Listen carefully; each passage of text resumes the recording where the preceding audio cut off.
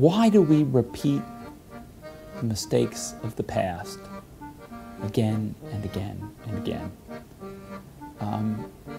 It seems that we sometimes do things as a civilization around the world that we know there's no good outcome. We back ourselves into a situation.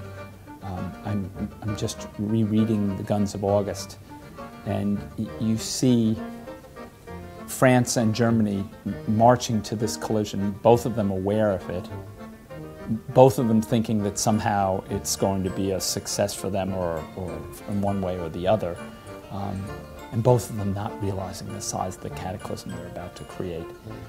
Why do we do that? And why can't we make it work better?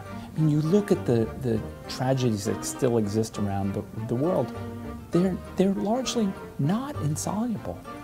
And yet we don't seem to be able to have either the leadership to avoid them.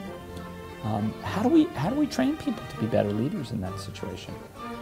How do we educate people so that they find rewards not in power, but in accomplishing something good in the world? Now, you may need power to accomplish something good in the world, but power for power's sake is not the goal we should be promoting.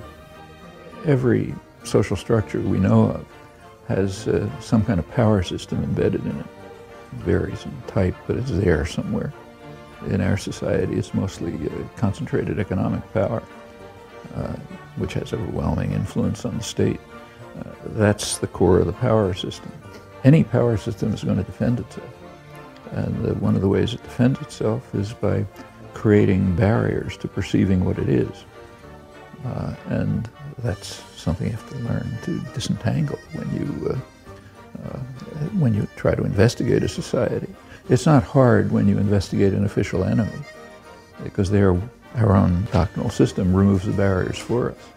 So we don't have any problem in figuring out how Stalin's Russia was run, or Saddam Hussein's Iraq. When we turn to ourselves, the barriers start increasing. In fact, that's even true of personal life. It's often relatively easy to figure out the terrible things someone else is doing and the reasons for them. But very few people are capable of looking in a mirror and dismantling the self-protective apparatus that we have to keep us from looking at ourselves and seeing what we're doing. Is it the right thing? And that shows up magnified when you turn to societies. And it's only when I sat down to examine the nature of this world and interrogate the term globalization that I came to realize that there was more to it than understood by this word. That in fact, what we are in the middle of is an extremely sweeping scientific information and knowledge revolution, where